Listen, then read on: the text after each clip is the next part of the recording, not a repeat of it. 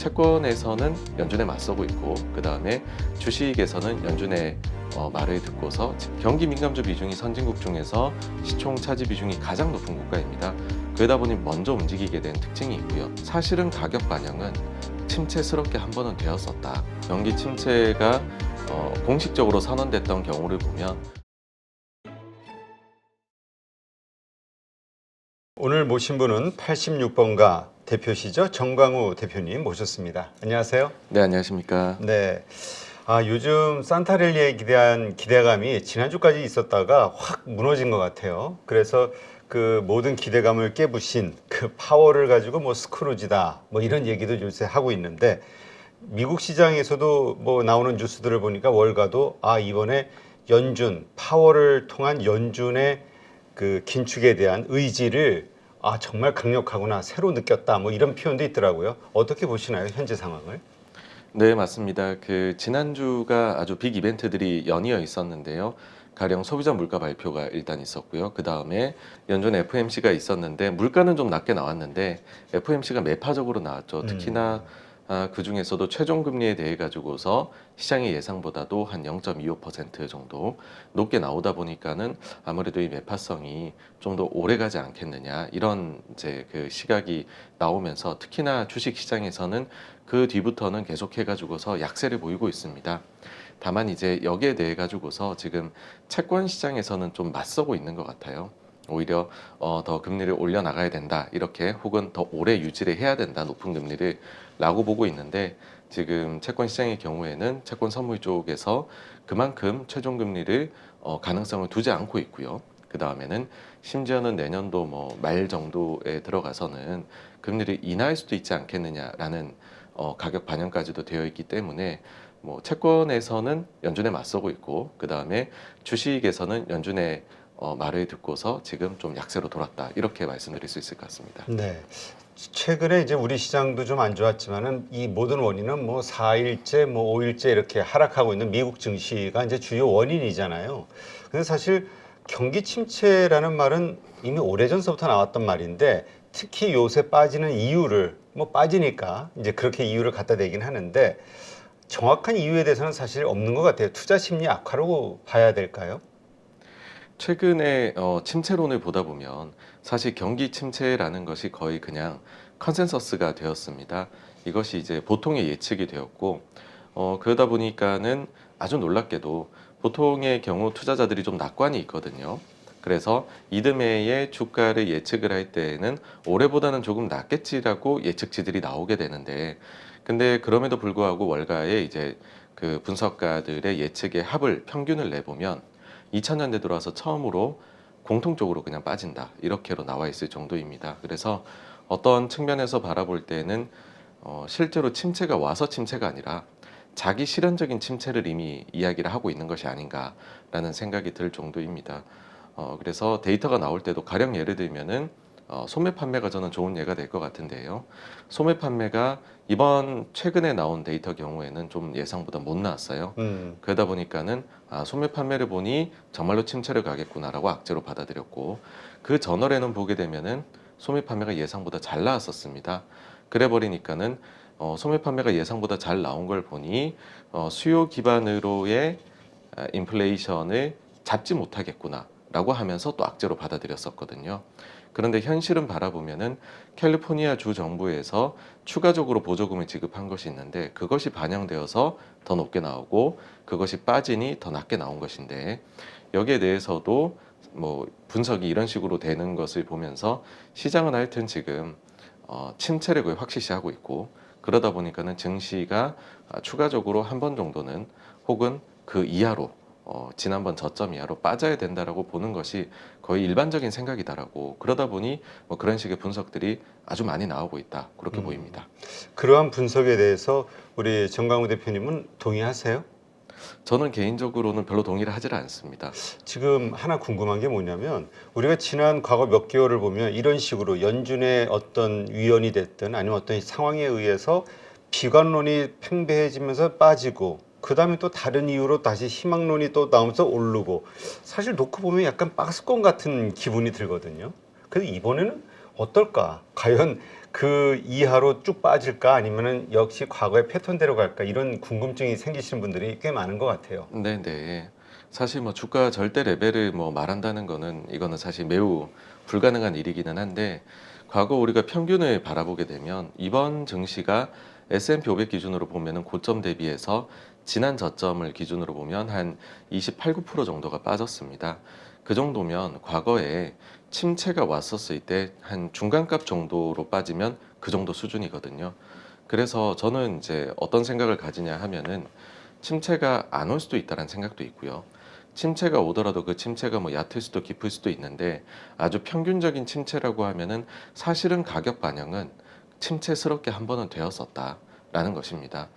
그래서 지금 우리가 뭐 워낙에나 약세장을 오랫동안 겪고 있다 보니까 뭔가 조금이라도 그 연준에서의 안 좋은 이야기나 현실에서의 나쁜 이야기가 이렇게 가격이 정말로 그냥 우왕좌왕 방향을 못 잡게 만드는 요소로 보이는데 그런데 이런 아주 최악의 심리가 좀 개선이 되면 뭐 소위 말해서 저희가 의심의 벽을 타고 주가들이 오른다라고 하잖아요. 그런 식의 모습도 향후에 나올 수 있지 않을까라고 봅니다. 네. 그렇다면 개인적으로 우리 정광호 대표님은 지금의 우리 시장 참여자들이 가지고 있는 여러 가지 그 경기 침체에 대한 공포, 그로 인한 주가 하락, 이거 미국부터 시작해서 이건 좀 너무 과하다. 이렇게 보시는 건가요? 네, 전 좀 과한 것 같습니다. 네.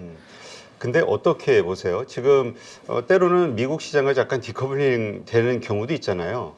근데 지금 최근에 나온 해외 대형 IB들의 그 발표 리서치를 보면은 내년도 시장은 이 신흥국 쪽, 특히 한국 쪽이 참 좋을 것이다 이런 의견들이 있거든요. 미국 시장과는 별개로 한국 시장 혼자서 이렇게 좀 좋은 흐름을 보일 수 있을까에 대한 고민 지점이 있거든요. 네, 결국에는 사실 동행을 합니다. 경기를 타기 때문에 동행을 하는데 단기적으로 봤었을 때에는 한국이 더 좋을 수 있다라고 분석이 나오는 것 같아요. 근데 그 이후에 동감이 되는 면이 좀 많이 있습니다. 왜 그러냐 하면은 한국 시장의 특징 자체가 경기가 안 좋아지기 시작할 것 같아라고 하면 이미 그 즉시 한국이 먼저 빠지고 있습니다. 그리고 경기가 바닥을 찍고서 좀 좋아지지 않을까 최악은 지난 것 같아라고 하면 이미 한국은 올라가고 있거든요. 선반영을 한국은 경기 민감주 비중이 선진국 중에서 시총 차지 비중이 가장 높은 국가입니다. 그러다 보니 먼저 움직이게 된 특징이 있고요. 그걸 대표하는 것이 반도체입니다.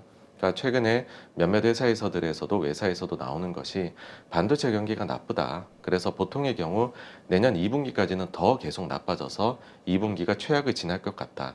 그러면은 과거를 보게 되면은 보통 반도체가 최악을 지나기 한 개 내지 두 개 분기 전부터 주가는 올라가기 시작하더라 바닥을 잡고 그러면 2분기가 정말로 바닥일 것이다라고 생각을 하면 뭐 지금부터 반등을 할 수 있는 것이 아니냐 그러니까 그런 연유에서 안 좋은 것은 가정이 다 깔려 있으나 한국 시장은 선반영이 되니까는 지금부터도 좋을 수 있는 것 아니냐라는 식으로 레포트가 그렇게 나오는 것 같고요.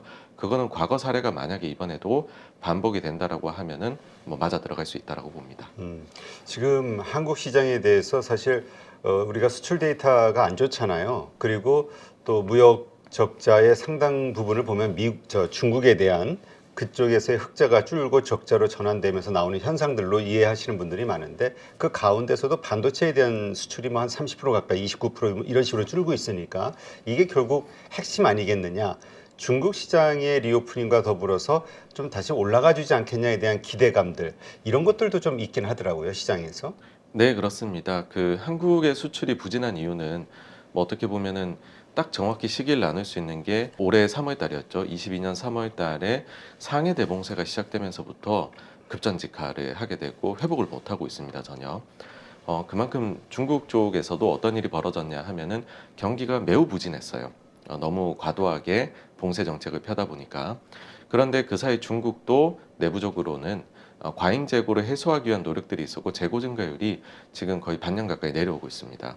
그러면은 결국 재고 조정을 먼저 하고 난 이후에 그 다음에는 원부 자재들 중간재를 수입을 하게 될 것이고 그렇게 된다라고 하면은 우리나라의 제품들도 이제 원부 자재들 중간재도 중국으로 수출되는 것이 좀 늘어나지 않겠냐. 그러면 제일 대표적으로 저희가 생각해 볼 수 있는 거는 반도체이다 보니까는 반도체 쪽에서의 좀 반전이 내년도 상반기에 나오지 않겠느냐 이고 특히나 중국이 최근에 경기가 너무 안 좋다 보니까 제로 코로나 정책도 예상보다는 빠르게 좀 완화를 해 나가고 있고 또 경기 부양책도 여기저기에서 나오고 있습니다.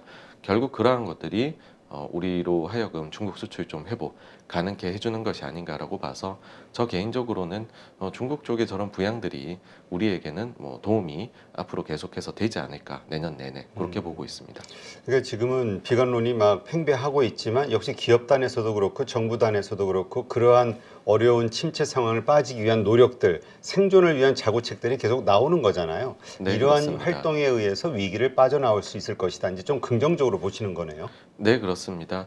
사실 이번에 구조적인 요인들이 되게 많다라는 말씀들을 하시고 세상이 완전히 바뀌었다는 말씀하시지만은 또 과거 우리가 그 특정적으로 말하는 시기와 완전히 똑같이 경제가 반복되는 경우는 없는 것 같아요. 이번도 좀 차이가 있을 텐데 이번에는 코로나로 인해 가지고서 우리가 과거가 반복될 거예요라는 게 좀 많이 부풀려진 측면도 있는 것 같아요. 그래서 그런 부분들을 조금 빼고 보게 되면 이번엔 좀 과격하게 재고를 쌓았고 재고를 조정해 나가는 사이클이 온 것이 아니냐. 그런 측면에서 봤었을 때는 말씀해 주신 대로 기업들도 노력을 하고 있는 것이 지금 반도체 산업활동 동향을 보게 되면은 3개월 연속으로 생산이 전년 동월 대비 마이너스거든요. 그리고 재고 증가율이 4개월 전에 비해 가지고서는 뚝뚝 떨어져 가고 있습니다. 원래 80%였었어요. 정말로 재고가 과도할 정도로 쌓여가고 있었다가 지금은 10% 초반 증가율이 많이 내려왔습니다. 제 생각에 한두 달 있으면은 이게 마이너스로도 가지 않을까. 일각에서는 반도체 플레이어 중에서 주요 플레이어가 감산 선언을 안 하다 보니까 안 일어나고 있다라고 하겠지만 실제로 데이터가 정부에서 나오는 산업활동 동향에서는 노력들이 좀 보이고 있습니다. 그래서 이런 점들이 결국 누적이 되다 보면 나중에는 좀 사이클을 되돌릴 수 있을 만한 원동력이 되지 않을까 그렇게 보고 있습니다. 네. 지금 말씀하신 대로 그 뭐라 그럴까요? 지금 경기 침체에 대한 공포, 그 또 이유를 찾아보면은 이전까지 주요 그 키워드는 인플레이션이었잖아요. 물가 상승률. 근데 이제 꺾이기 시작한 것이 확인은 됐고 그러다 보니까 이제는 긴축이라는 키워드가 자꾸 나오는 것 같아요. 이 긴축으로 인한 경기 침체, 이게 지금 핵심이니까 그거에 대한 그 실체에 대해서 어떻게 보세요? 그 긴축이라는 정체에 대해서. 네, 그 연준도 위원들이 나와서 좀 비둘기적인 인사들은 이런 얘기를 합니다. 양방향 위험이 있다. 과잉 긴축으로 인해 가지고서 우리가 필요 이상으로 경기를 꺾어버릴 위험도 있는 것이 아니냐. 그래서 긴축 정책에서 좀 균형을 잘 잡도록 조심을 해야 된다라는 이야기를 하는데 이 부분이 사실은 알기가 매우 어렵습니다. 그 정말로 마지막에 금리를 얼마까지 올려야 되냐에 대해 가지고서는 그 끝에 가서 아주 조심스러운 측면이 있거든요. 그러다 보니까는 오히려 인플레가 많이 와서 쭉쭉 금리를 올려갈 때보다 지금 논쟁이 더 가열이 되는 그런 것이다라고 보시면 될 것 같아요. 그런데 이는 연준이 저는 이 의문에서부터 시작을 하는 것 같아요. 이 생각에서부터 뭐냐면 연준이란 존재는 굉장히 단호한 존재인가 아니면 연준은 유연한 존재인가입니다. 그렇게 봤었을 때에 정말로 연준이 매우 단호하다라고 하면은 일정 부분 과잉 긴축을 하더라도 더 긴축을 해버리면 그 리스크가 있을 것이죠. 그런데 제가 지금까지 보아온 연준의 경우에는 생각보다는 상황에 따라서 유연하게 대응을 하는 존재이고 그래서 내년도 것도 사실 연준도 답은 없어요. 지금까지 나온 데이터를 바탕으로 우리는 내년에 이렇게 예상합니다를 한 것이지 그렇다라는 말은 데이터가 바뀌면은 또 그에 따라 가지고서 결정이 바뀔 수 있음을 뜻하거든요. 그래서 저는 연준이 좀 유연하게 항상 변화하는 존재다라고 생각을 하기 때문에 과잉 긴축이라는 것이 눈에 보이게 되면은 그 즉시 또 방향을 되돌리려고 하지 않을까라고 생각을 하고요. 실제로 이번에 좀 그런 뭐랄까요 그 증거가 발견이 되었다라고 할까요?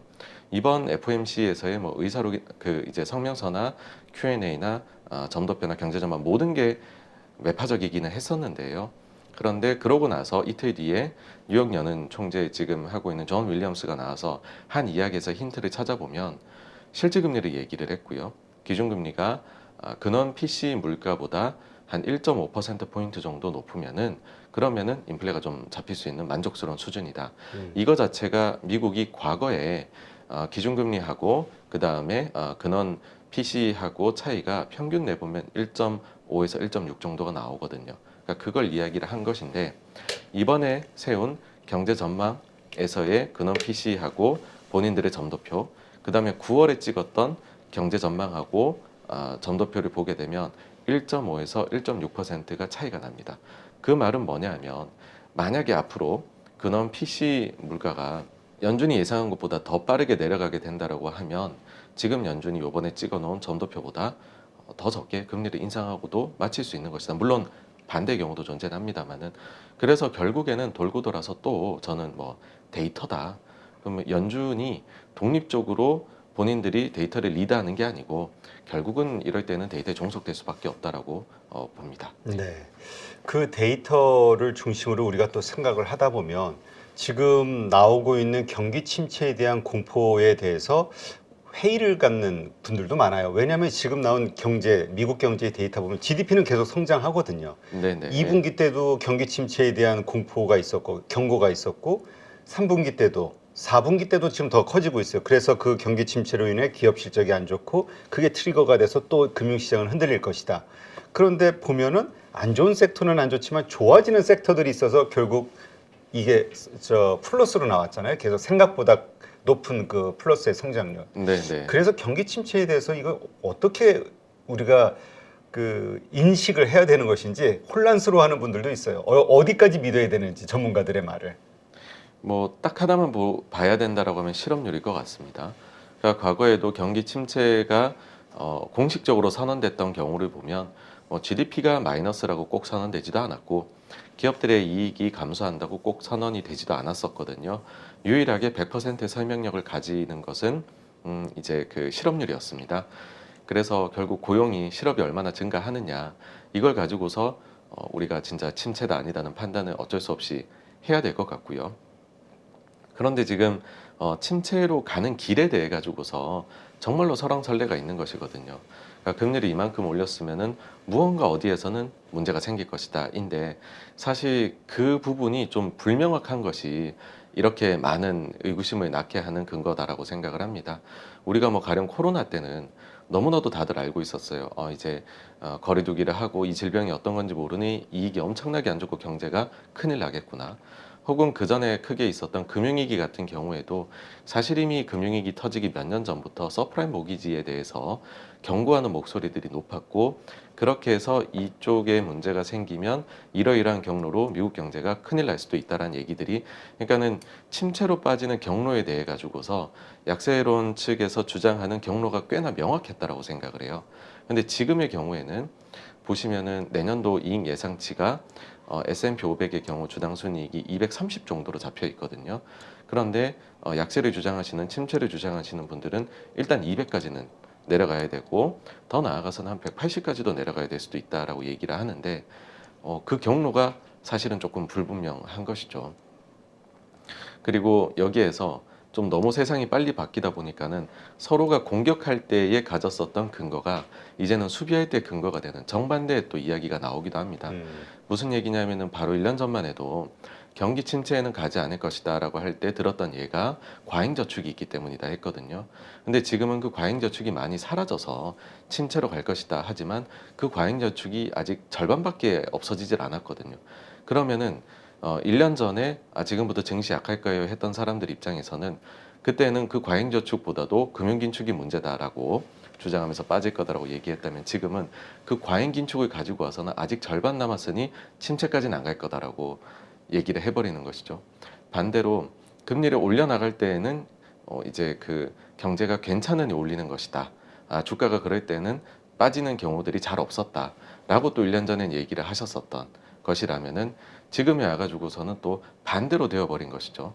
그러면은 금리를 내릴 때에 주가가 어떻게 되는 것이냐 할 때 공수가 또 바뀌어버리는 상황이 나오는 겁니다. 그러다 보니 사실 누군가의 지금 방어 논리는 누군가의 공격 논리였다라는 것 자체에서도 엄청난 혼란을 가지게 되는 거다라고 생각을 하고요. 저 개인적으로는 그럼 어떻게 보느냐라고 했을 때에는 생각보다 이익 추정치가 별로 안 빠지지 않을까라고 봅니다. 그 근거는 뭐냐면 과거에 평균적인 침체가 왔었을 때에 이익 조정치가 미래에 대한요. 이익 조정치가 한 10% 정도 이제 그 하락을 합니다. 그랬을 때 지금 올해 추정치 내려간 거, 내년 추정치 내려간 걸 합치면은 한 15% 정도가 이미 내려갔습니다. 그러면 평균적으로 반영했던 미래 추정치를 어둡게 보는 그 정도는 반영이 됐거든요. 그러면은 여기에서 도저히 앞이 제대로 보이지 않는데 추정치가 추가로 안 내려가고 옆으로 좀 기다가 올라갈 요인이 뭔가가 있어야지 그래도 여기서 좀 긍정적으로 볼 거잖아요. 저는 그 두 가지로 봅니다. 첫 번째는 달러 강세가 좀 누그러졌다라는 거고요. 달러가 한 20% 정도 엄청 가파르게 강세를 갔었고 그때 당시 보시면은 몇몇 기업들이 순수하게 달러의 강세 때문에 본인들의 이익에 악영향이 올 것 같다라고 가이던스를 하향을 했었어요. 음. 몇몇 군데에서는 뭐 달러가 한 10% 강세 가면 이익이 S&P 500의 기업들의 주당 순이익이 만 1%, 어떤 데는 3% 이렇게 약세를 간다고 보거든요. 근데 그 달러 강세가 지금 10% 약세로 돌았어요. 제 생각에는 이것 자체로도 추정치가 하향되는 걸 막는 역할을 할 수 있지 않을까 첫째고요. 그 다음에 두 번째는 중국입니다.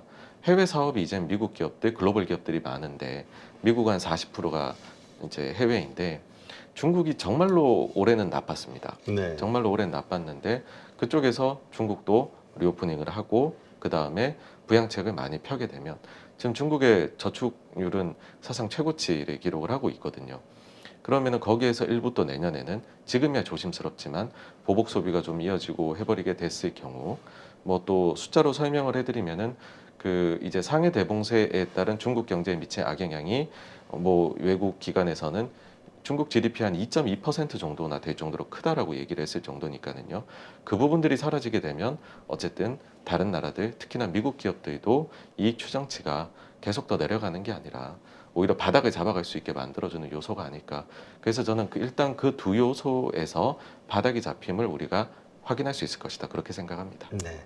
그래서 우리 정광훈 대표님 개인적으로는 경기 침체는 오지 않거나 아주 약하게 연착륙하는 정도로 마무리될 수 있는 가능성이 있다. 예, 그렇게 보고 있습니다. 그렇다면 그 얘기도 뭐 별로 동의하진 않으시겠네요. 왜냐하면 그러한 경기 침체의 수준을 훨씬 뛰어넘어서 금융시장이 흔들리는 정도가 아니라 뭐 어떤 역대급 경제 위기가 올 수도 있는 가능성, 이거에 대해서 얘기하시는 분들이 상당히 많이 있거든요. 그 근거로는 말씀하신 그런 것들, 워낙 거기에 더해서 2008년부터 풀어댔던 엄청난 그 돈의 유동성, 이런 것들이 결국은 그 트리거가 되지 않겠느냐. 이거에 대한 생각은 어떠세요? 네, 거기에 대해서는 지금 이제 약세론을 보시는 분들 중에서도 이제 시스템 리스크는 오지 않을 것이다라고 또 말씀하신 분들이 많으세요. 그게 왜냐하면 이 경로가 분명해야 되거든요. 그랬을 때 지금 돈은 많이 풀었는데 그렇다라는 건 누구한테는 그게 이제 부채의 형태로 엄청나게 쌓였고 부채 조정 과정에서 아주 힘들 수 있을 것이다. 이렇게 진행이 돼야 될 터인데 미국을 예로 보게 되면 가계부채 비율이라든지요.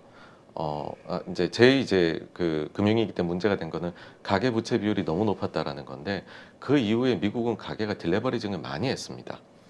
그리고 실제로 미국에서 기업들의 경우에는 부채가 그냥 과거 속도 정도로 꾸준히 좀 늘어나는 정도였지 이거를 많이 극단적으로 늘린 주체는 정부였거든요. 우리가 이 3주체 중에서 가장 우량하고 가장 조달금리가 낮은 주체를 보게 되면 정부입니다. 그리고 정부는 사실 발권력이나 여러 가지 장치들이 있기 때문에 이걸 가지고 조절도 꽤나 손쉽게 할 수가 있습니다. 그래서 지금 가령 뭐 우리가 2008년과 같이 뭐 정말로 약간고리 쪽에서 어마어마한 문제가 생긴다라고 보기에는 그때에 비해 가지고서 지금 소위 말해서 민간 쪽의 부채 구성이 그리 나쁘지가 않습니다. 네. 그러니까 뭐 특히나 우리가 미국 쪽 같은 경우에 뭐 빅쇼트나 영화 같은 것들을 보게 되면은 엄청나게 집을 살 때에 무책임하게 대출을 해준다라고 하시겠지만은 현실적으로는 그 이후에 너무나 깐깐해졌고요. 뭐 이제 점수가 다 본인들이 매겨져서 그에 따라 대출이 나오시게 되잖아요. 집을 살 때. 그 점수 비율을 보게 되면은 굉장히 우량해졌습니다. 그리고 실제로 부채에 따른 조달 그 이제 이자 비용의 증가 같은 것도 가게에서 제일 많이 부채 내는 거는 제일 큰 게 집이고 그 다음엔 자동차고 그 다음에는 이제 카드 쓰는 거 이런 것일 텐데 집하고 자동차는 고정으로 묶여 있거든요. 그래서 이렇게 높아진 금리가 예를 들어 뭐 3년, 4년, 5년이 간다라고 해버리면 그때부터는 정말로 문제가 생길 수 있다라고 생각을 해요. 근데 그것이 아니다라고 하게 되면 실질적으로 이것이 금리의 변동금리로 영향을 주는 부분이 생각보다 크지가 않습니다. 그래서 그 경로가 저는 좀 약하다라는 느낌이 들어가지고서 그래서 뭐 아직까지는 그런 류에서의 구조적인 문제가 발현될 것으로는 보이지가 않는다라고 생각합니다. 네, 알겠습니다. 하여튼 그러한 이야기로 인해서 불안해하시거나 혹은 또 그러한 상황을 또 같이 예상하시는 분들 뭐 많이실 거예요. 투자자들 가운데서는.